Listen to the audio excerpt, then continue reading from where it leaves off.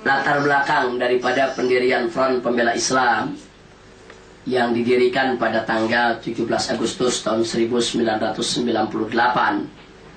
Ini latar belakangnya sebagaimana sudah sama kita maklumi, yaitu berkenaan dengan kemunkaran yang sudah merajalela yang terjadi di negeri yang kita cintai ini, dan kezaliman yang sudah kelewat batas, ya kawan. Ya, sebetulnya para pendahulu kita dari dulu juga mereka sudah banyak yang menegakkan amar ma'ruf nahi munkar. Akan tapi kita lihat memang ada sebagian ulama-ulama kita di dalam menegakkan amar ma'ruf nahi munkar, mereka banyak single factor, sendiri-sendiri. Sehingga kekuatan mereka ini bisa dilibas oleh musuh-musuh mereka dengan mudah, ya kawan. Nah, sehingga kami di Front Pembela Islam ini mencoba untuk menyatukan ulama-ulama yang selama ini berjuang sendiri-sendiri, tapi yang punya visi dan misi sama, yang memang mereka punya ketegasan sikap dan siap turun ke jalan untuk memerangi kemunkaran. Akhirnya kita cetuskan wadah yang kita sebut dengan Front Pembela Islam. Ini hanya sebuah wadah, ya Pak. Tidak lebih dari itu. Dan kenapa disebut Front? Karena kita berharap supaya organisasi ini mampu memposisikan diri selalu ada di barisan terdepan di dalam membela agama dengan segala macam upaya. Jangan hanya bisa bicara, tapi giliran berjuang ada di baris terbelakang, ya kawan. Nah, ini yang kita ingin tekankan. Jadi kenapa disebut front? Tujuannya ke sana. Kalau dalam bahasa Arabnya disebut al-jabha. Al-jabha itu secara bahasa artinya jidat ini, ya kawan. Atau artinya bagian muka. Jadi bagian muka sesuatu itu disebut jabhatun. Nah, jadi disebut jabha karena dia ada di bagian terdepan. Nah, kalau dalam bahasa Indonesianya lebih banyak diambil dari bahasa Inggris, yaitu disebut front. Lalu kenapa disebut pembela? Nah, kita kembali kepada firman Allah dalam Al-Quranul Karim, faqala ta'ala, ya ayyuhalladzina amanu kunu ansarullah. Wahai orang-orang yang beriman, jadilah kamu sekalian sebagai penolong-penolong Allah, pembela Allah. Dan sepakat para ahli tafsir bahwa innallaha ghaniyun 'anil 'alamin. Sesungguhnya Allah ini tidak butuh dengan apa saja yang ada di alam semesta, termasuk Allah tidak butuh kepada pertolongan dan pembelaan kita. Nah, karena itu para ahli tafsir mengatakan yang dimaksud jadi pembela Allah adalah pembela agamanya. Yang dimaksud menjadi penolong Allah adalah mereka-mereka yang menegakkan syariat yang diturunkan Allah kepada Nabi kita Sayyidina Muhammad sallallahu alaihi wasallam. Nah, jadi artinya kenapa disebut pembela Islam? Kita berangkat dari ayat yang kita bacakan tadi. Lalu kenapa harus ada kata Islamnya? Ya jelas, ini sebagai satu identitas perjuangan di mana bahwa FPI ini harus di dalam setiap langkah perjuangannya terikat dengan ajaran Islam, ya kawan. Jadi sekali lagi Front Pembela Islam ini hanya merupakan nama yang menjadi identitas perjuangan, dan itulah sekelumit daripada latar belakang berdirinya Front Pembela Islam. Nah, kemudian untuk itu ada hal yang lebih penting dari sekedar itu, ya ikhwan. Ada hal yang sangat-sangat urgen untuk kita ketahui, bahwa Allah subhanahu wa ta'ala berfirman dalam Al-Quranul Karim, faqala ta'ala, kuntum khaira ummatin ukhrijat linnas ta'muruna bil ma'rufi wa tanhauna 'anil munkar wa tu'minuna billah. Jadi Allah menyatakan engkau sekalian adalah umat yang terbaik. Ini kalau kita lihat sababun nuzul ayat, ini merupakan pujian Allah untuk Nabi dan para sahabatnya yang sudah tampil menjadi generasi terbaik, ya ikhwan. Jadi Allah puji engkau ya Muhammad dan seluruh kau punya sahabat pada generasi itu. Allah nyatakan khaira ummatin, merupakan umat yang terbaik. Cuma yang menariknya, bagaimana Nabi dan para sahabat berhasil tampil sebagai umat yang terbaik?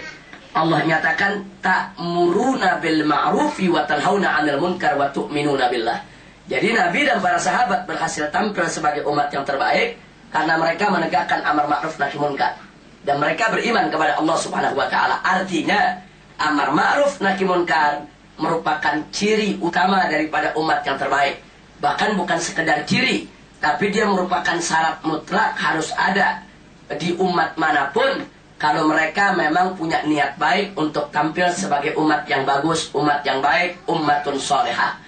Nah, berangkat dari sinilah maka kita melihat bahwa amar ma'ruf nahi munkar adalah dua perkara yang menjadi satu kesatuan yang tidak boleh dipisahkan sampai kapanpun juga ya kawan. Nah, saya melihat di kita punya negeri ini, alhamdulillah kita bersyukur banyak orang berlomba dalam kemakrufan, banyak orang berlomba di dalam beramar ma'ruf. Betul, mereka mengikuti firman Allah, fastabiqul khairat. Kita bangga dengan itu. Nah, tapi sayang, ternyata maraknya kemakrufan yang digalakan oleh saudara-saudara kita kurang bisa diimbangi dengan pencegahan kemunkaran. Artinya bukan berarti pencegahan kemunkaran itu tidak ada. Selama ini ada. Selama ini banyak. FPI bukan perintis, bukan pelopor. Hanya meneruskan saja dari perjuangan yang memang sebelumnya sudah ada. Hanya kita lihat frekuensinya terlalu rendah, frekuensinya terlalu sedikit, sehingga kurang bisa mengimbangi daripada kemakrufan yang luar biasa sudah maraknya di kita punya negeri ya kawan. Jadi kemakrufannya marak, sementara nahi munkarnya itu minim sekali, akibatnya kemunkaran di mana tempat merajalela. Nah, kalau ada orang, atau katakanlah andai kata semua ulama aktivis dakwah di Indonesia rame-rame berjuang untuk amar ma'ruf saja dengan melupakan nahi munkar, ini sama seperti petani yang rame-rame hanya nanam padi saja, tapi mereka tidak memberantas hama, mereka tidak membunuh tikus ya kawan. Nah, kalau itu terjadi, jangan mimpi dia punya panen akan berhasil.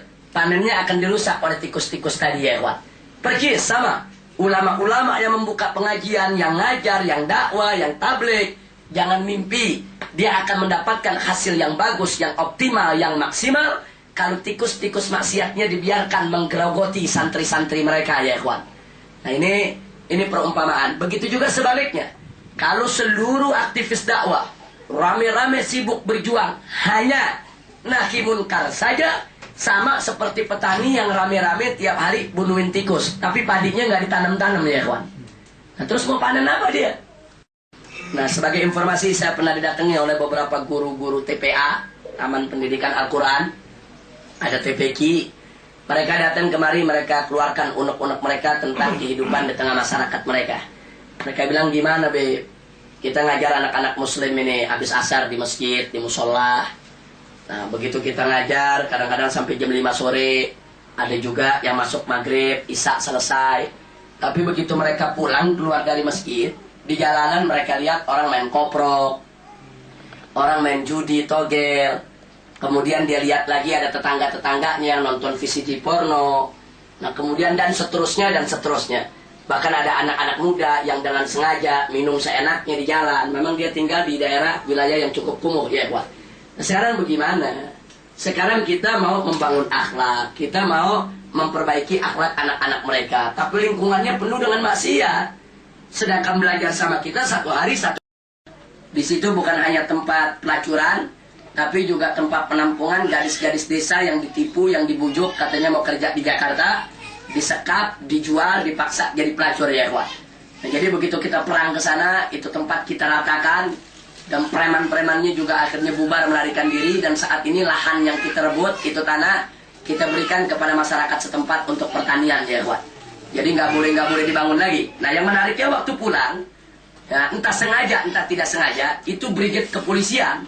Itu ada 5 truk, ada sekian mobil, sekian motor. Itu mereka ada yang buang tembakan. Jadi pulang pas masuk tol. Nah, mungkin ada laskar yang di atas truk kaget dengan suara tembakan, jatuh. Begitu jatuh, berdarah, pingsan. Nah, laskar yang lain begitu lihat ada laskar jatuh, mereka pikir ditembak polisi. Akhirnya itu laskar 25 truk turun semua, bentrok sama polisi ya ikhwan. Akhirnya polisi yang lempar senjata, yang lari ke hutan, yang lari ke sawah.